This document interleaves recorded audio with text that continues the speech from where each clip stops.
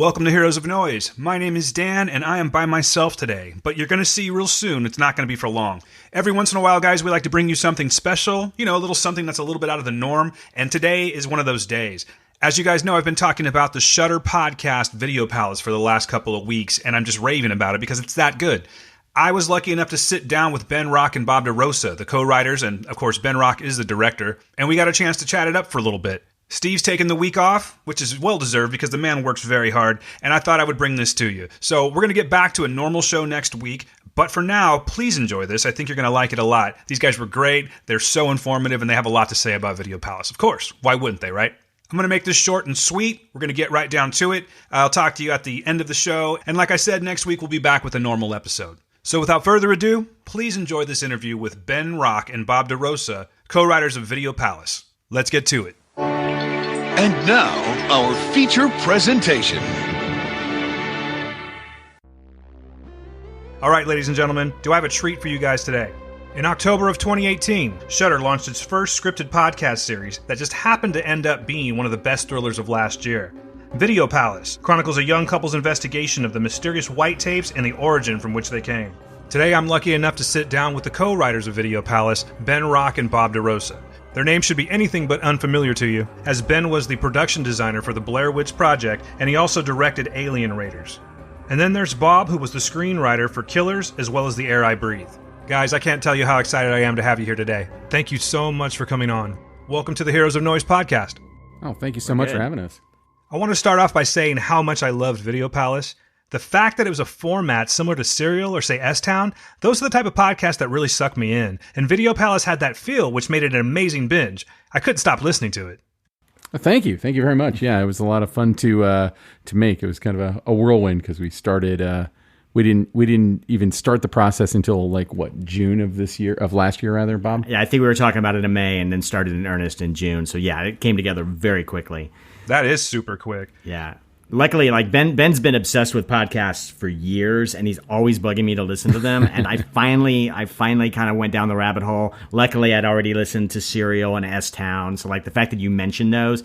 Luckily, when this project kind of came together, I'd already listened to the ones that really inspired Ben, and so we instantly kind of had the same language. But it was fortunate that I listened to some of the greatest hits of podcasting. Yeah, while we were writing it too, I was kind of obsessed with a podcast called In the Dark, which they had dropped their second season. And I think if you listen to the audio language that we created for it, it was very much like what they do in the Dark. So before we get too deep into Video Palace, I'm going to kick myself if I don't ask you this question, Ben. Do it up. Do it. Your association with the Blair project. I don't want to take the glory away from Bob over there, because Bob's looking good with a smile on his face and everything like that. But I am very curious. Can you give me a little bit of a rundown on how that all came together? The condensed version of it is this. I went to college with everyone involved in the writing, directing, and producing of Blair Witch. We'd all graduated from the University of Central Florida between the years of 1994 and 1996. And Greg Hale, who was one of the producers of Blair Witch, he'd come out to L.A., had worked on the first season of Mad TV, and had come back to Orlando, where we all lived, with a nest egg, and told me that he had this movie he wanted to do and that he wanted to produce. And he sort of pitched it to me the way it was pitched to everyone else, as a real thing. And then he explained to me how we were going to, that it was all fake. And I was like, sign me up. What can I do? I'll sweep the floors. I want to do anything I can do to work on this film because it sounded so cool. And, he was sort of pitching it to me, I think, because I'm a little obsessed with the occult and, always reading, magazines like 40 in Times or whatever. And I think he wanted to see if the mythology would kind of hold up with me. And it did. And the first thing they had me do was basically codify the backstory. Ed and Dan had kind of come up with a rough draft of it, and then they had me kind of come in and add dates and places and set it in history and do all that stuff. And then a year later we got to make the movie because we'd made a pitch tapes that I'm not saying that it happened because of me, but I'd written a pitch tape that had gotten into the right hands. And then about a year later we made it in 1997. And, kind of the rest is history. I was sort of also the one after the movie came out, all those other guys were off working on other projects. and I was in LA and they were all still in Florida. So I worked on a lot of other Blair Witch analia, I guess you'd call it. Like I was sort of a consultant, so I would read the young adult novels or the script to the video game or whatever. And I wrote the Sci-Fi Channel special Curse of the Blair Witch, which came out a little bit before the movie came out.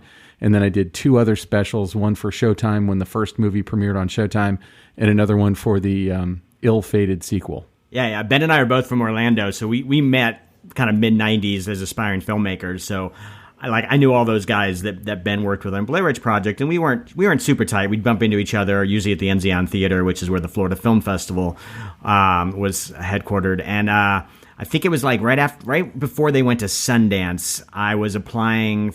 Actually, Ben recommended me for a job as a programmer at the film festival, and then Mike Manello, who's one of the producers of the Blair Witch, seconded that recommendation. So I got the job, and then Blair Witch blew up at Sundance, and then we had the second U.S. screening ever at the festival. So I had this weird front row seat to that whole phenomena, and Ed and Dan are doing phone interviews in our offices, and just seeing that happen, and knowing the guys who did it was really inspiring and just really cool to be a part of it. And I think that's kind of when Ben and I started getting tighter and started, being good friends.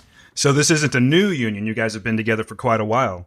Well, we've been friends for a long time, and we've had these parallel careers because I think Ben moved to LA a couple years before me, but we both were here around the same time. My 20th anniversary in LA was like 3 days ago.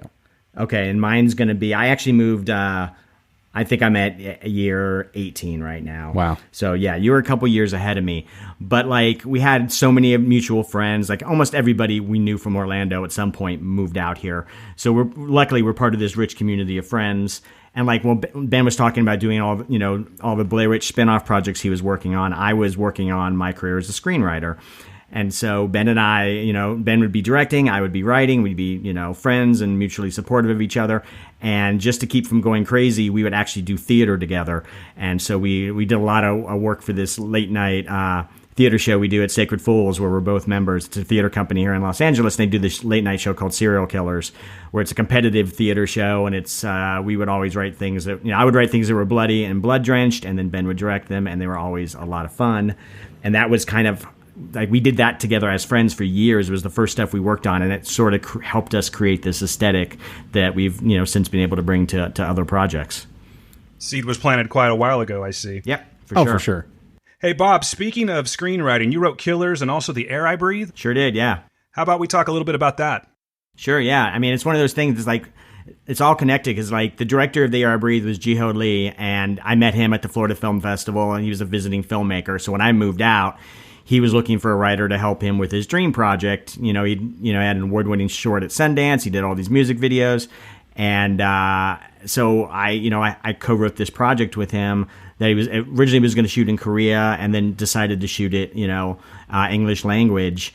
And we had the same manager, and we just got really fortunate. We found, about $10 million in financing. We got an incredible ensemble cast: Brendan Fraser, Sarah Michelle Gellar, Kevin Bacon, Andy Garcia, Forrest Whitaker. We just, knocked it out of the park for our first opportunity. And I was really fortunate because I co-wrote it with Ji-Ho. I got to go to Mexico City. I was on set every day. It was just an incredible experience. And then I came back, and I couldn't use that script as my sample because Ji-Ho and I co-wrote it together. I needed a new script, so I was kind of angry about that. So I kind of took everything I love about, writing Hollywood movies and put it into one script. And I wrote this, high concept for a price, action movie that was funny but not a comedy, and romantic but not a big love story. And that was it was originally called Five Killers. And it was meant to be kind of a small movie, and Lionsgate picked it up right before the writer's strike. And after the writer's strike, there were almost no projects going around, so we got an incredible cast, and they put a lot of money into it, and it kind of blew up, and and got to see a movie on 3,000 screens. And I had the exact opposite experience on Killers, which is I worked really hard on that and did multiple drafts with various directors. Yeah. But then when it came time for them to actually make the movie, I was at home in Toluca Lake in my bathrobe, stalking my own movie on Twitter, going, Ashton Kutcher punched a stuntman today. So, so yeah, I've had both experiences of doing an independent film, doing a Hollywood film, and I learned a lot from both experiences. You guys are obviously fans of horror, and that goes without question. Let's talk about some of your early inspirations. What got you guys so into the horror genre? First of all, is that your favorite genre? Is that what you care to write mostly? You start. I'll start and you'll finish. Yeah. Horror is certainly my happy place. I'd say like horror and thriller and stuff like that. Like, a few years ago, Bob and I co-created a web series called 20 Seconds to Live. That's kind of horror comedy, like punchy, fast, in and out kind of web series. But I've always been like, I actually kind of started my interest in filmmaking as a makeup artist.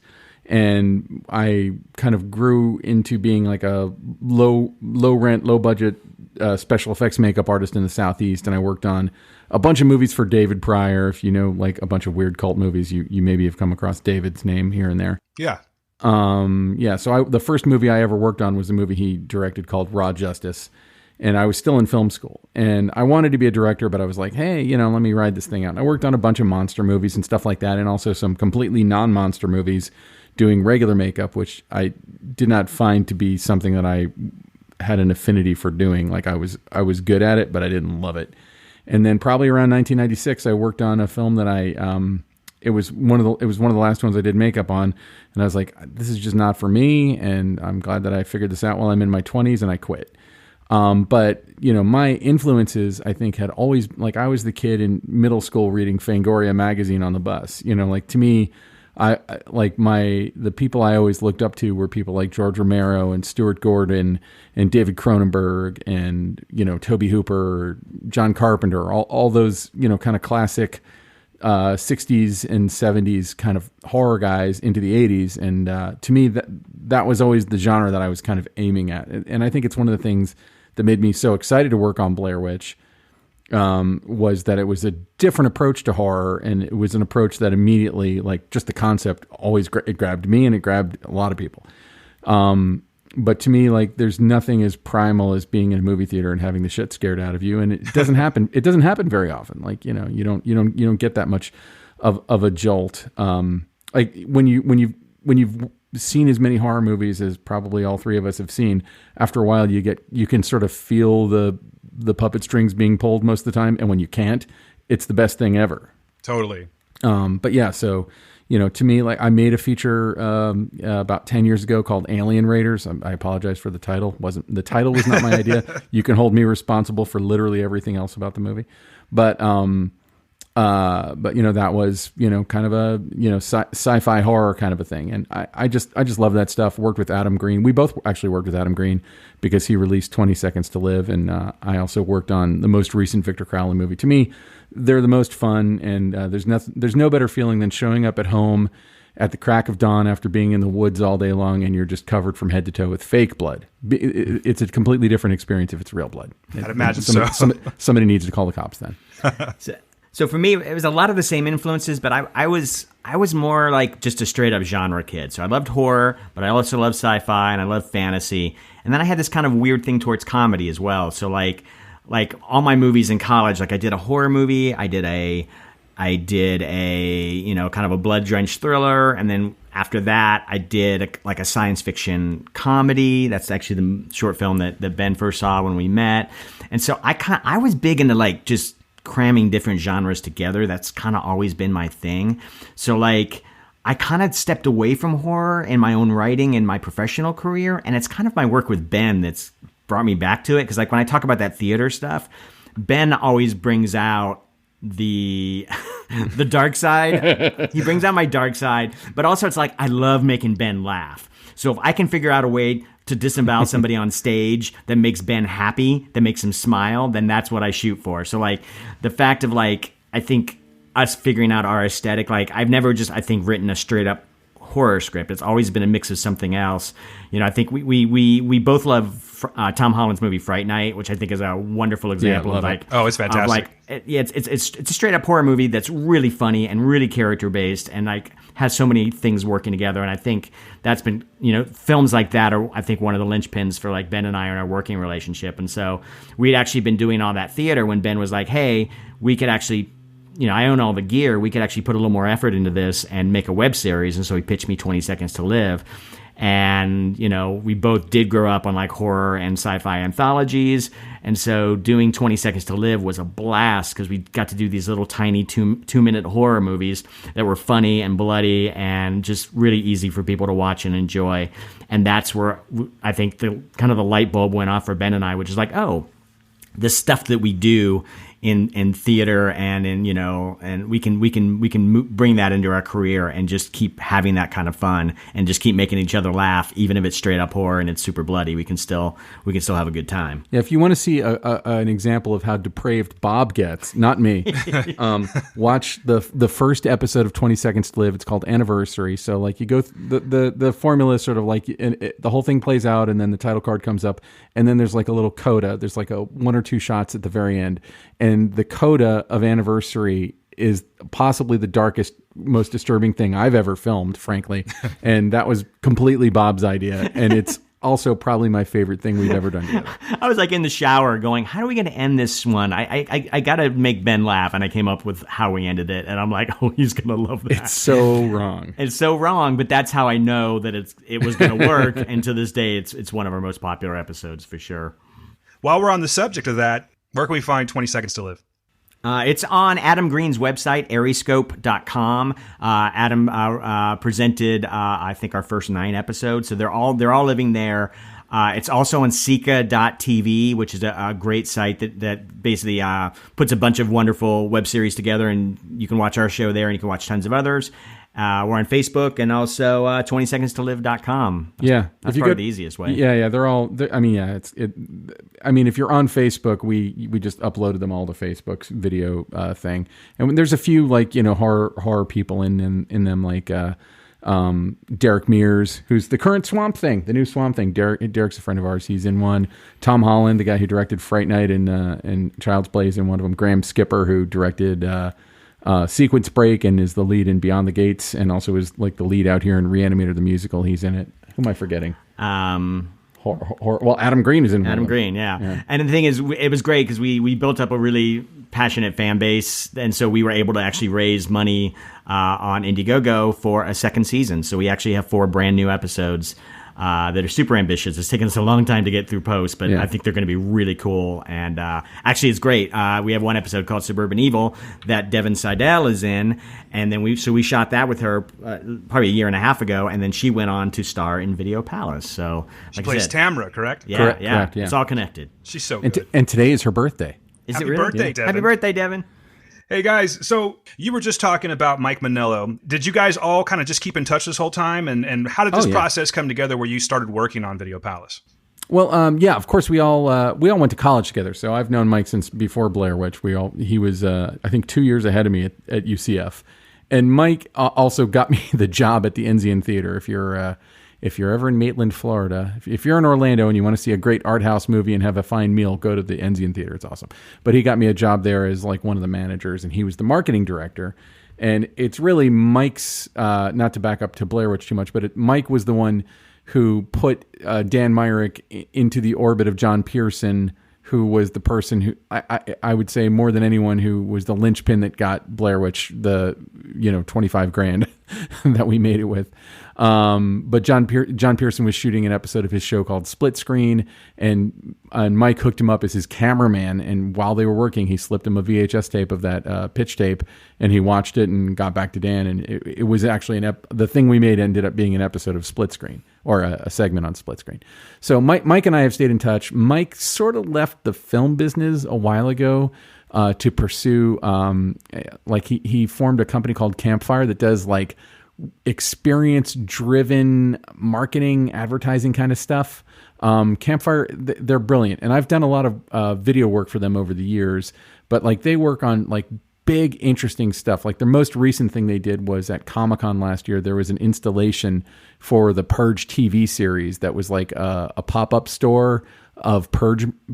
Like it was like if the Purge was real, and like here's stuff you can. It was a play on Party City, and it was called Purge City. Yeah. Oh, nice. And like it seems like every time they do something like that based on a TV show or a movie, it kind of blows up at Comic-Con. So yeah, and Mike is like next level brilliant. He comes up with these brilliant kind of come at you sideways in a way you don't expect very narrative-driven marketing plans. Him and his whole company, Campfire, and Nick Braccia, who co-created Video Palace, they work together there. They're both like two of the principals there, and so yeah, I've been in touch with Mike. I've like for campaigns that Campfire did over the years for True Blood and 4400 and some other things, Audi. I've worked for Mike, so they had a relationship with some of the people at Shudder, the executives there, Owen Shiflett and Nick Lazo, and they had the idea for this podcast, and they had kind of come up with like a 10-page document that was sort of episode for episode idea. Kind of a loose idea of what it would be. And in working with Nick and Owen, they'd come up with the idea to kind of tell them this idea. They knew that Shudder was looking for some podcasts, and Shudder was very interested in it. So Bob and I weren't involved at that stage, but when Shudder sparked to the idea, Mike and I for years had been talking about doing some kind of a narrative podcast just for fun. So Mike gave me a call to see if I'd be interested in hopping on board. And then I called Bob to see if he'd be interested in hopping on board, kind of showed him the outline. And once we kind of had that going, Mike and Nick kind of handed it off to us for the most part. They were involved in that. We would show them outlines or whatever. And they were very, very helpful and full of suggestions, but they sort of let us drive the concept from that moment forward. And it was really great, and also the other Nick and Owen over at Shudder were great too in that regard. And that Bob and I basically, I just became a dad last year. And congratulations. Thank you. And about 3 weeks after my son was born, Bob and I were sitting in the very room that we're sitting in now, and with cork boards and index cards and thumbtacks, kind of trying to figure out like what, basically laying out what the season would be, putting up the ideas that were in the original outline.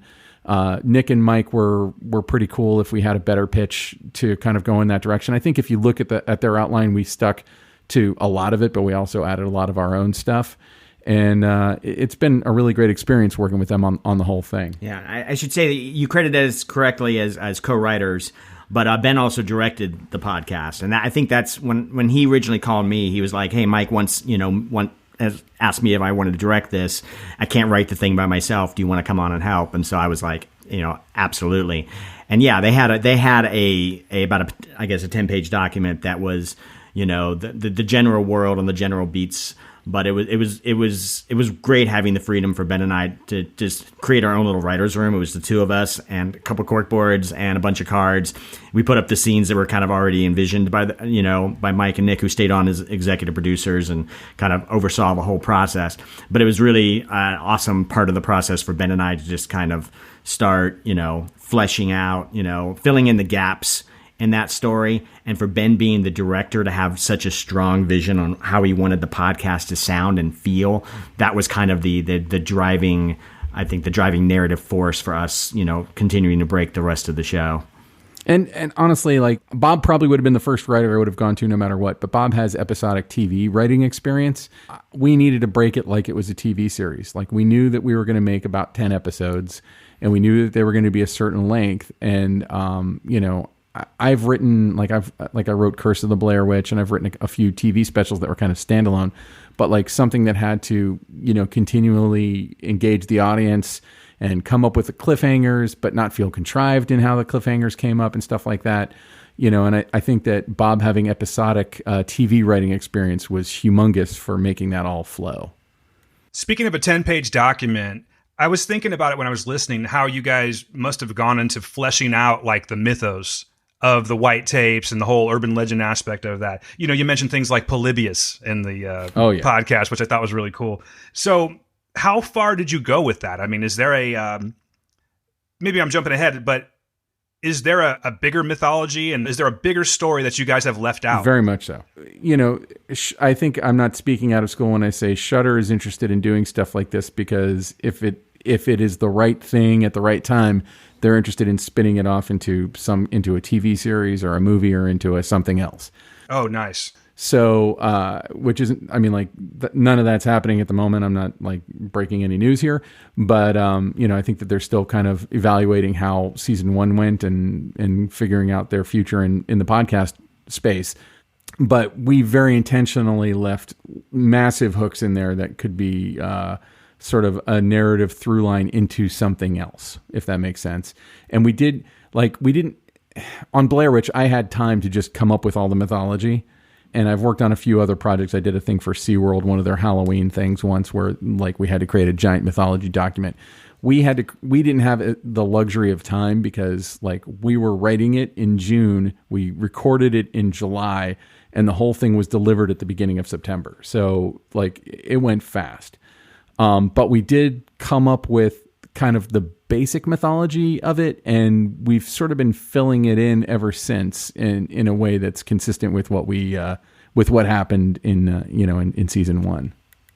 Yeah, I think it was always our goal to kind of create a fully fleshed out world, and we wanted to be careful that we weren't just like throwing weird shit at the audience in season 1 and not knowing what it really was. Like there's plenty of moments where hopefully a listener is going, "What the hell just happened?" trying to figure it out, and we felt it was important for us to know, and then it gave us the luxury of going, well, how much information are we going to give to the audience, and figuring out the exact right amount to parcel out to keep them interested and keep them guessing was part of the challenge. But we're hoping we get a season 2 because the story is not over. Correct. There's a lot more to tell. Very much. Oh, that's great. So how's the response been? Have you had any feedback from the listeners, and have you really paid attention to that? And as far as how people are loving Video Palace, it seems like that's just a given that it's a fantastic podcast and people are loving it, because let me just say, maybe I'm just basing this off of what I like, but it was something that grabbed me immediately. As opposed to other horror genre podcasts, this one had a real unique way of being recorded, it seemed to me. I don't know for a fact. I was going to ask you about that, but it provided like a realism and a physicality that I don't hear in a lot of podcasts. For instance, there's some running going on, and it sounds like you're on different locations and things like that. I think that goes a long way, and I think that people appreciate that kind of thing. Do you feel that you've gotten a good response from that? Let me set you up, Ben. I can say that, yeah, we've been keeping an eye on. Basically, we've been getting really, really strong reviews on both Shudder from their fan base and subscribers, but then also on iTunes. And so that stuff I think has been really helpful with, Shudder's engagement and excitement about the project, is the fact that the fans have been speaking and they really do like it and they're letting us know. And so that's really exciting to us. And as a fan of the project and a fan of Ben's, they've really responded to the way it sounds and the way it feels. And that I look to Ben as the director, because he really did create this vision on what he wanted, and it really did work. So you should tell him about how we did it. Please do. So so we didn't have long to record it. So the script, the entire script for all 10 episodes was about 189 pages once it was all, put into one document. And, like in the film world, like a busy day would be like an 8-page day, or, like films are going to shoot, maybe between 3 and 7 pages a day, depending on your budget, maybe like 11 or 12 pages if you're insane. We sort of had to do the whole thing in a week. So it was about 5 pages an hour. And we all come from a film background, and we had talked about putting people in ISO booths. So they're just like all in an isolation booth, kind of doing their bits. And I felt like that would ruin the, kind of the realism and verisimilitude that we were trying to go for. So, what we ultimately settled on was we recorded it at a place called Iceman in Burbank. And it's basically a Foley booth. So it's like, probably it's like a little bigger than a normal bedroom in a house. I've been in smaller bedrooms, but maybe like a living room. And it's a sound studio. So we'd bring our actors in there and we would stage the scenes like it was a movie or like it was a play. And the beauty of it was, you don't have to worry about anything that you see. So, makeup, props, costumes, sets, lights, cameras, lenses, you don't have to worry about that. So you can move really fast. It's basically just very basic scene work with actors like we would do in theater. And so, like the scene you're talking about, which I'm guessing is the scene in episode 2 when Shane Mueller chases Mark out of his mother's house. Exactly. Like they're really running. Like they're running from one side of the studio to the other. And I had said to the guys at Iceman, we should give Mark, Chase Williamson, who plays Mark, we should give him like a omnidirectional microphone or something. So when he's interviewing someone, it can sound like he's moving the microphone around. But they did me one better. They got a Zoom H4n, which is literally the device I'm recording this conversation on right now. And it has like two kind of not bad but not great microphones that kind of stick out of the front of it for, recording. It's great for recording like live on the scene interviews. And in addition to like putting expensive lav mics and boom mics and everything on them, we gave Chase that microphone and he would point it around. So if he's at Amber Hutchins' house and he's interviewing her, he's really pointing it around. Chase himself, the actor, is pointing it around. Or we would decide like, oh, he would have put it on a table and pointed it at her. And it was one of the things that I kept noticing on, actually it was in Crime Town, which is another podcast that I love. I would notice that, they'd be interviewing somebody, and that show's done by Gimlet. They're one of the main podcast companies, but you'd have the microphone pointed only at the person being interviewed, and then they would leave their questions in all echoey and shitty.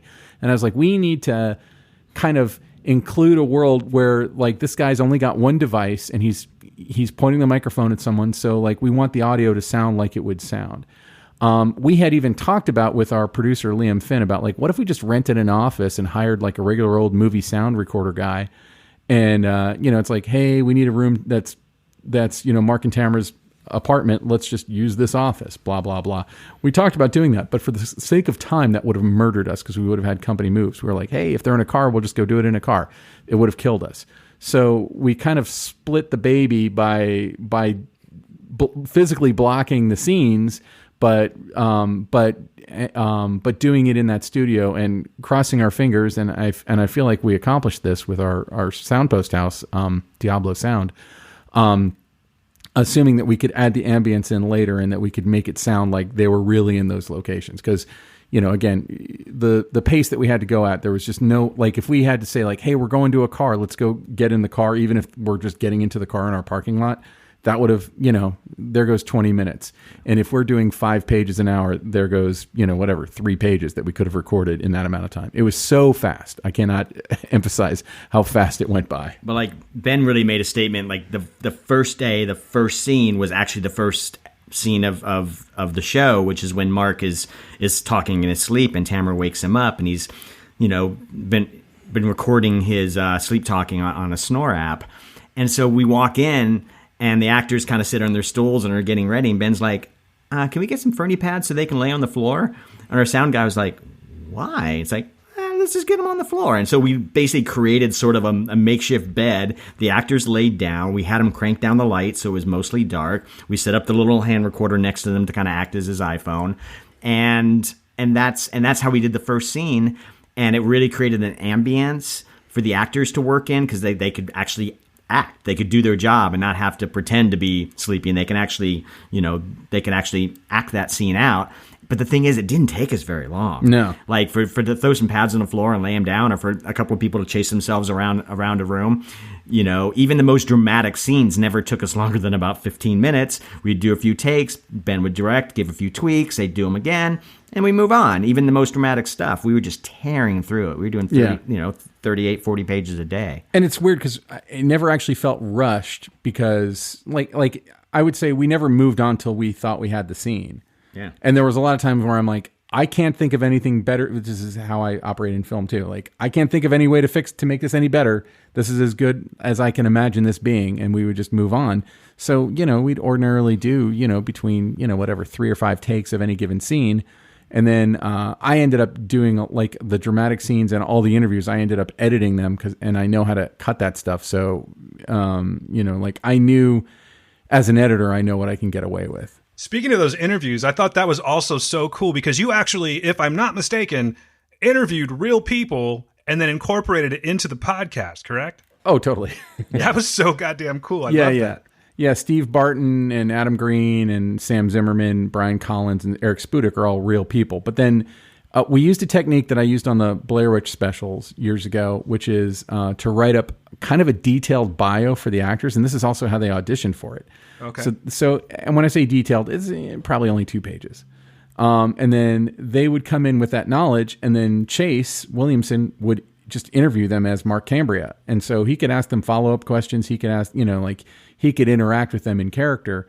So the interviews, to me, like if I sit down, no matter how well Bob or I sat down and wrote all the responses to an interview, it would come out sounding like it was in our voice, and somebody would sound like they were reading off of a script. and it wouldn't sound natural to them. But this technique, which again we used on Curse of the Blair Witch, Shadow of the Blair Witch, and the Burkittsville 7, and also I did a TV special for the first Hellboy, and we used the exact same technique there.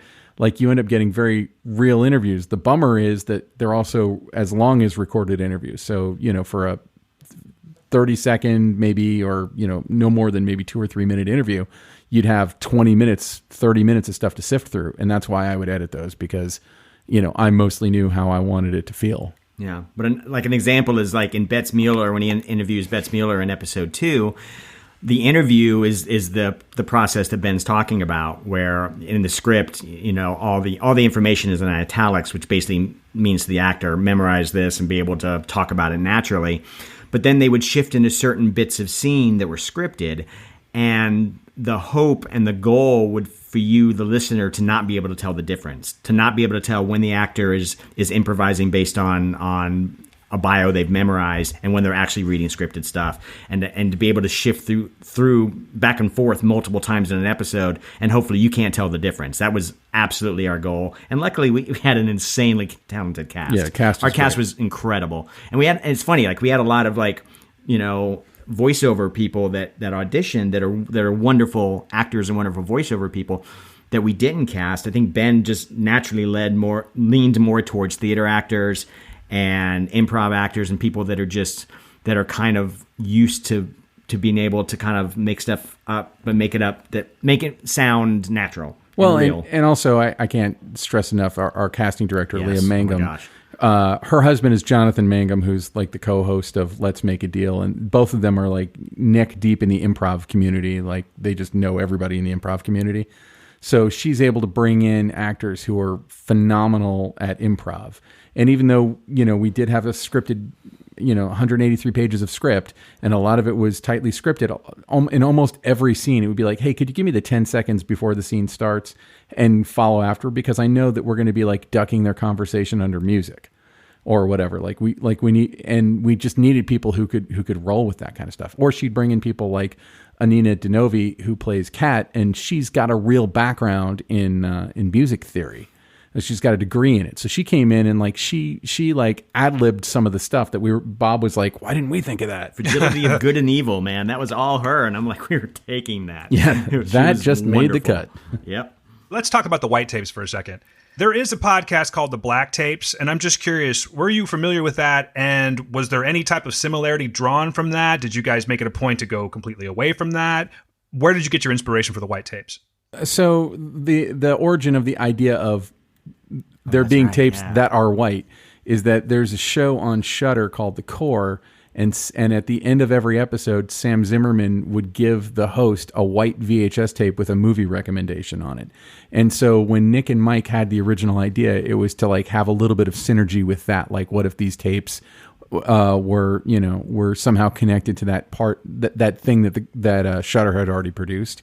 Okay. In terms of having listened to the Black Tapes, people have told me about it for a while, and it's one of those things because I subscribe to a zillion podcasts, I subscribe to it, but I never listened to it. And then when I knew we were doing this, I absolutely didn't listen to it because I just didn't want it to color. See what I did there? I didn't want it to color my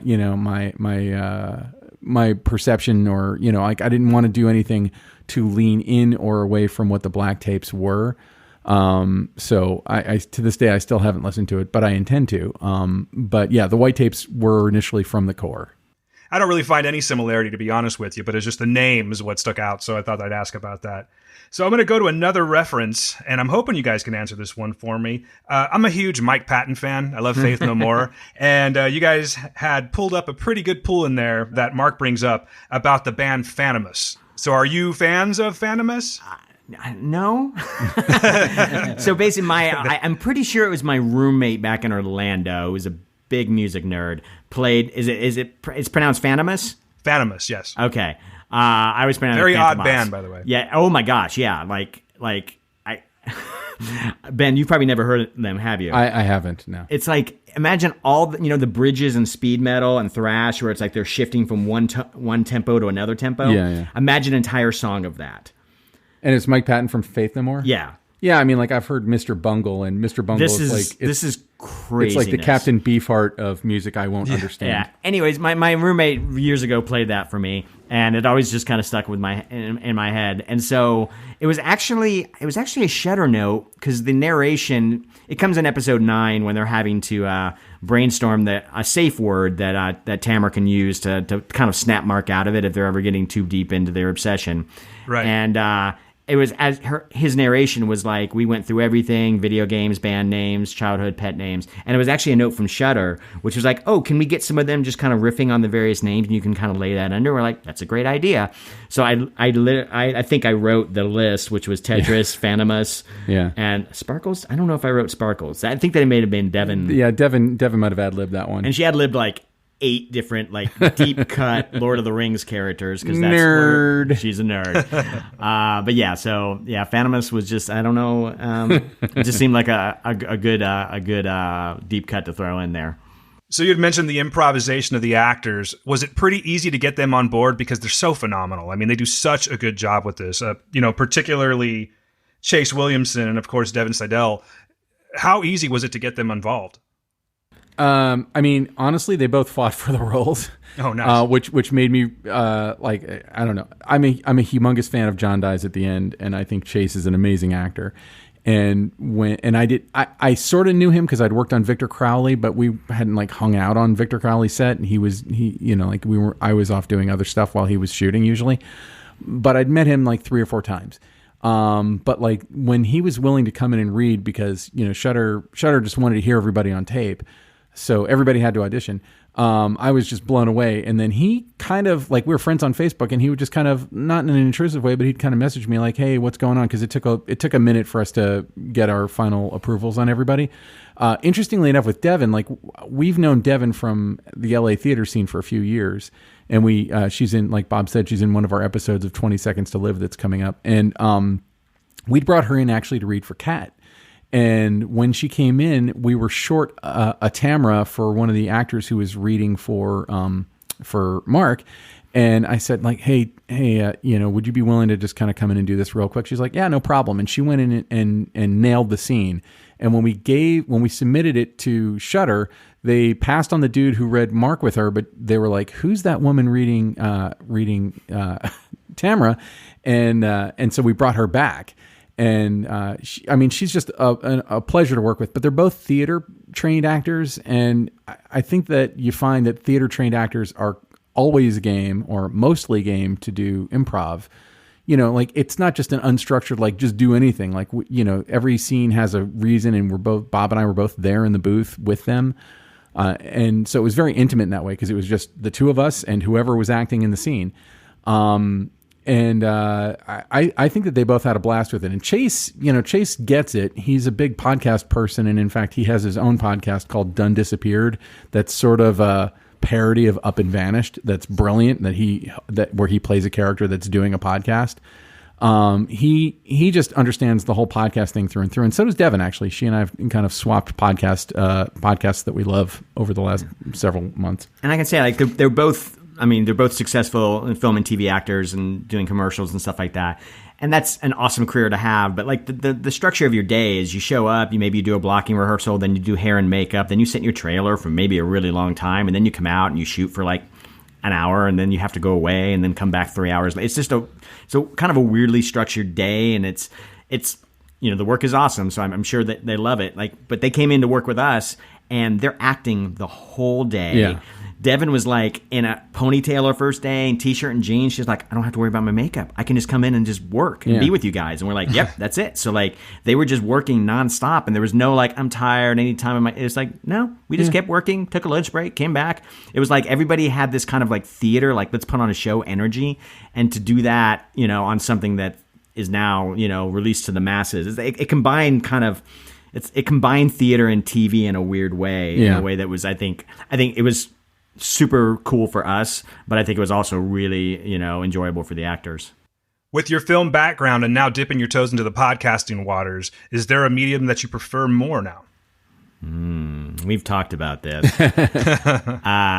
Podcasting is seductive because, like, it took me, 6 years to get Air I Breathe made, 4 years to get Killers made, and this took 17 weeks from Ben and I sitting down going, let's break the story, to here you go, Shudder. Here are the finals. Here's 3 hours of content. So like the speed and the reward of it, the creative reward is just really addictive. So that's kind of hard to ignore. How about you, Ben? Yeah, I mean, I wouldn't say that there's one I prefer over the other, but I agree that because a podcast is going to, even the most expensive possible podcast you can think of is still going to be way cheaper than making the equivalent film.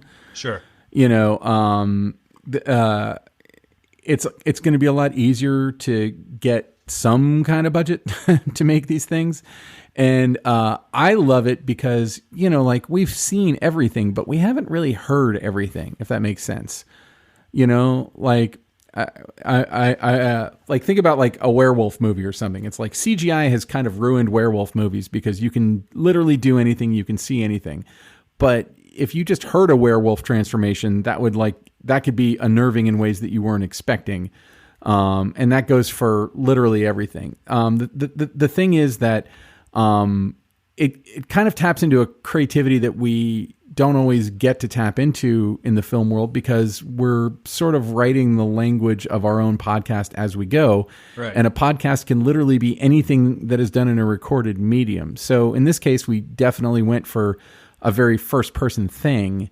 And I think I would probably keep going in that direction. But like one of the things I was talking to Bob about is that like in movies, it's a lot about efficiency. Like there's, you're trying to get the scene across, you're trying to get the sequence built and kind of move on to the next thing. Whereas in podcasts, they take a long time. They're okay kind of languishing.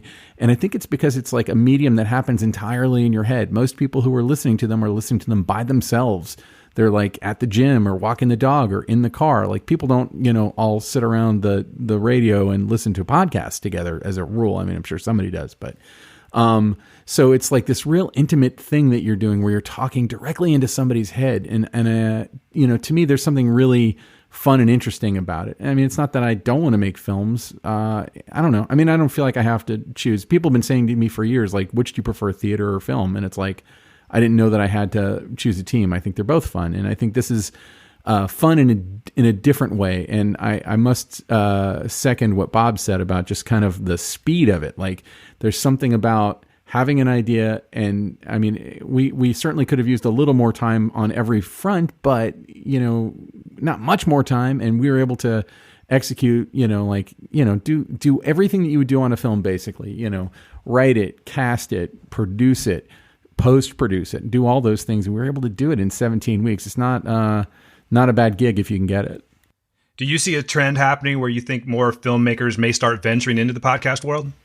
Yeah, absolutely. I think it happened kind of around the writer's strike. I think a lot of out-of-work writers started doing web series, started moving into comic books, writing for video games. I think there's just film and TV is an amazing industry, and it's just incredible to be able to reach that many people with that high quality of content.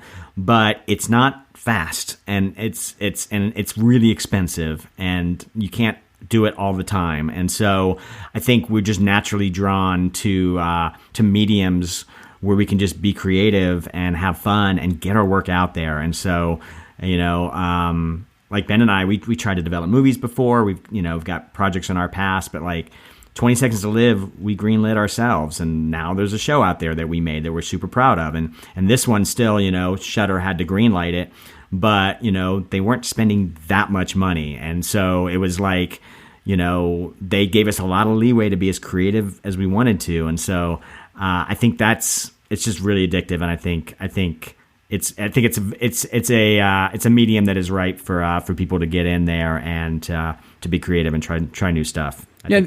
And the other thing, and Bob's touching on it too, is it's like, think about it from Shudder's point of view. The amount of money that they spent on this is not even nearly what you would spend on the cheapest pilot that you could make. And they ended up with 3 hours worth of content. So they can sort of stress test an IP to see if there's an audience for it. Because, if you don't happen to be making something that's a remake or based on a comic book or based on pre-existing material, like you're doing something original, which this is, It's harder and harder in the business to get people to kind of roll the dice on it. But, like as far as the business, I mean, like, I'm not complaining about our budget at all, but it's kind of small beans in the film and TV world. And so Mike Manello and I have also talked a lot about this, where it's like there's a lot of companies that are playing with the idea of creating IP through podcasting to see if they can find an audience. And, when you look at like Homecoming on Amazon, after being a Gimlet podcast, like that experiment was extraordinarily successful. And so, probably more people are going to try. And, lots of people will come to it and few will succeed, just like everything. Yeah, it's weird. It's Ben and I both had long careers. We've been out here doing this for, close to 20 years, both of us. And it's often hard to be at the right place at the right time in your career, and like to make the thing at the moment when everybody kind of wants to consume it. And this is kind of an interesting time where I'm like, we might be. I mean, there's definitely been very successful narrative podcasts already, but it hasn't had like a tipping point moment. There hasn't been like a serial that all of a sudden everybody in the country is listening to a certain narrative, fictional podcast. So I feel like we're kind of in it at the right moment to I don't know, to try new stuff and to maybe, try to do some things that haven't been done yet. So that's for a creator, that's a really exciting place to be. Well, you guys are coming out swinging, and I think you're setting a fantastic example. Well, thanks. Yeah, I mean, seriously, no bullshit at all. This is a fantastic podcast that you guys have done. It's a massive piece of work, and I'm so surprised at the amount of time that it didn't take, I guess you could say. Yeah. While you guys were talking, I was thinking, you mentioned budget, you mentioned time restriction. Now that it's out and it's had time to marinate, do you ever go back and kind of go, well, I wish I would have done this a little bit differently, or maybe next season that we do something, let's try this instead, or have you got any new ideas, in store for the next season if it happens? I mean, it's two questions. So as far as do we have something in store for next season, we are brainstorming for ideas for a possible second season. But, like we don't have news to break. It's not like it's been greenlit or anything. We just have been kind of kicking around some ideas. As far as like, would we go back and do things differently? Yes, always when you kind of look down the road and go like, oh, like if we'd had this or that, it would have been better. The thing about this is we kind of ended up with kind of the perfect storm of personnel, really. Our producer, Liam Finn, our post-production house, Diablo Sound, our sound designer, Jeremy Lee, like they all kind of lined up. Like we kind of, I almost feel like we just got away with murder a little bit. Like we lucked out and got amazing people. The cast is like everyone in the cast was kind of our first choice, really. And so to me, it's like I don't look back on it. I don't want to say that I wouldn't do things differently, but the things that I would do differently are things that we would have had no way of knowing before we did it the first time. And it's all boring stuff like how would we schedule it? Like how much time would we allot to edit each episode and that kind of thing. I think time's the big one. I think a little bit more time, not too much more time, but a little more time I think would have just helped everybody with, I think sleep. Yeah. And, taking care of their home lives. But creatively, I mean, we kind of got to do almost everything that we wanted to do. Yeah. I mean, like, I think a lot of it was we didn't know if it would work. Yeah. Like we didn't, I was afraid that recording it in a soundproof room would mean that everything would sound antiseptic, and it didn't. And to me, that was a big deal, getting the kinds of performance out of actors. Some actors can do this kind of thing and some can't, but I feel like Leah, our casting director, did a great job of bringing in the right people, and the people that we brought in, like they were game to do it. And, working with Chase and Devin in the two leads, like they set a great example for everyone. So like, when a new actor would walk into the scene and they hadn't done a scene and they were working with Chase or Devin, like, they know Chase and Devin have been there for days, and they could just kind of follow that lead. So, to me, there was a whole lot of, I hope this doesn't not work. Like and we would try and cover our asses as much as we could for the eventuality of like, oh, like what if we have to re-record performances or whatever? Like we were afraid of that, and we didn't have to. We didn't re-record anything. Like after those 5 days in the booth, like that's what we got. And so to me, it more just kind of said, like, if we were to do a second season or another podcast like this, I think we would just sit down and be very realistic about how long stuff took. Because like Bob said, it was like some of the episodes had to be cranked out very, very quickly. And I would have to kind of be a douche and say like, no, we need to make the following changes before we send it along. I wanted to talk about the music of Video Palace. It was something that really had a real eerie feeling about it. And like you were mentioning how people listen to the podcast while they're lying in bed or whatever. I was lying in bed the first time I heard it, and it added to that creepy element of it.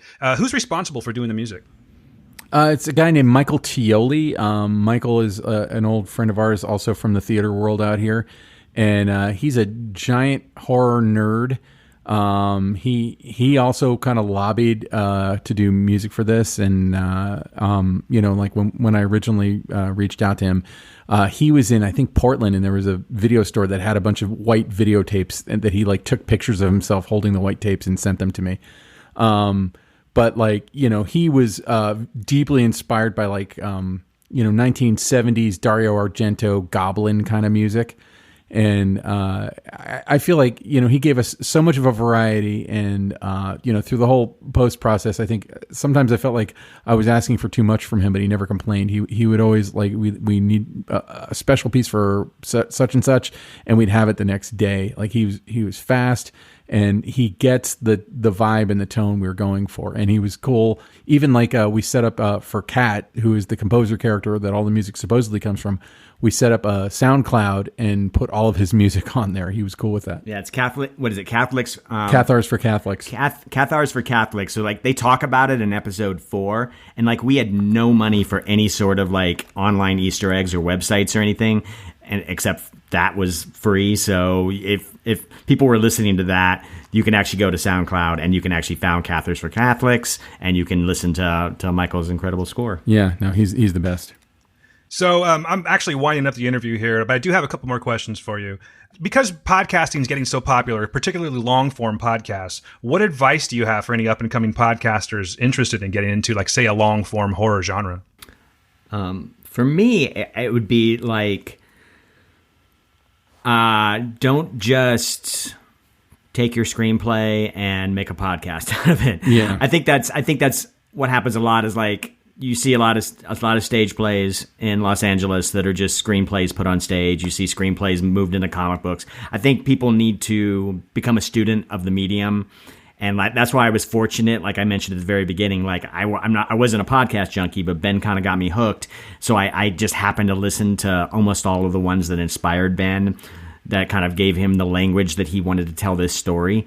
So really, I think, dig in and figure out what makes a podcast work, what makes an audio story work, and then make sure that you're either creating a story that fits that, or if you already have a story, making sure that you're finding the elements in it that will actually work as an audio-only medium. It's like you have to honor the medium, and you can't just kind of try to force your story into it because you think it's cheap and easy to get it out to people. There's got to be an organic connection there, and I think that's there's a little bit of a learning curve there. So, luckily, it's not too expensive to get out there and make some mistakes and figure stuff out. Yeah, for very little money, you could get like the kinds of microphones that we're sitting on right now and a good recorder and just start doing it. But I couldn't say it better than what Bob just said. I would say, don't make a movie, don't make a TV show, make a podcast. So what's next for the Rock DeRosa team? What do you guys have in the works? What's going to be coming down the line? Do you have any future works you want to talk about? Well, right now we're finishing up post on season 2 of 20 Seconds to Live. As we kind of mentioned earlier, we did an Indiegogo. We raised some money.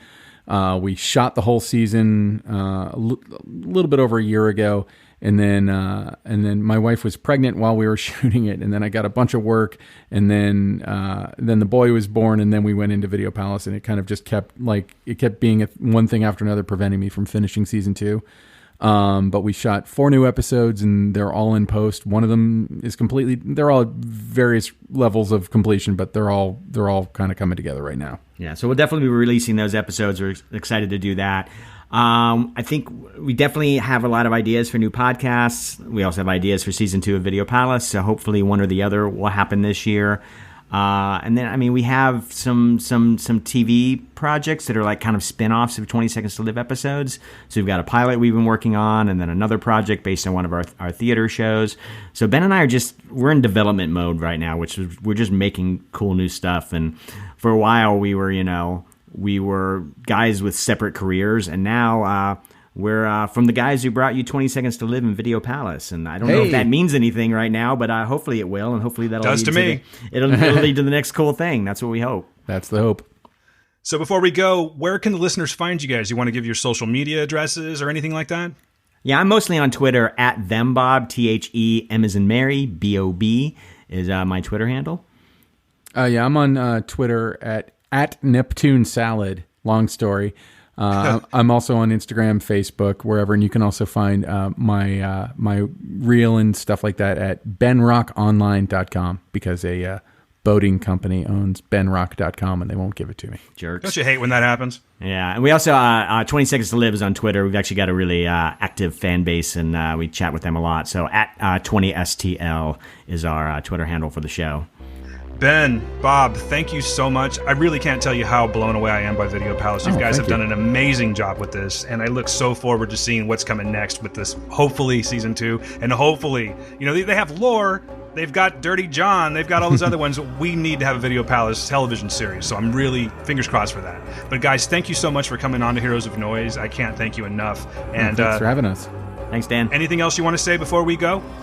No, just thanks for all the kind words. I mean, this we're so proud of the show, and we're just proud that people are connecting to it. And tell your friends to check out Video Palace. Yeah, thank you so much. Thanks, Dan. Thanks, guys. There it is, guys. Another Heroes of Noise exclusive. I hope you enjoyed it as much as I did. They were so great to talk to. Very nice guys. Now, this is where we do our part. It's really important to support creatives. What these guys are doing is something unique and cutting edge, and we can never have too much of that. So the more listeners that we bring to them, the more chances that we have to get something just as great. I can't stress that enough. That's all I'm going to say this week, guys. Like I said, I wanted to keep it short and sweet. I really, really wanted you to hear this interview, and I'm glad that I finally got to do it. So again, thanks so much to Bob DeRosa and Ben Rock for being awesome guys and talking to me. We will see you next week. But before I go, let me go ahead and give you the contact information. If you want to get a hold of the show, hit us up at heroesofnoisepodcast@gmail.com. If you want to hit us up on Twitter, you can reach me at DanQPublic. You can reach Steve at SE_Hudson Music. And of course, you can reach the show at Heroes of Noise Podcast. We're on Facebook, we're on Instagram, check us out. And please take the time to stop by www.heroesofnoise.com and check out the website there. Make sure you subscribe to the show, and if you're so inclined, please give us a 5-star review. We would really appreciate that. If you're feeling chatty, you can leave us a voicemail. Let us know what you thought of this interview, and let us know what you think of the show. And for that matter, feel free to leave Steve or myself any comments or questions that you may have. 2019 is going to be a great year, and we're going to do whatever we can to bring you more interviews like this. Ladies and gentlemen of the Heroes of Noise podcast community, I thank you for listening. My name is Dan Ramirez. Be good to yourselves. Be good to the people around you. Peace.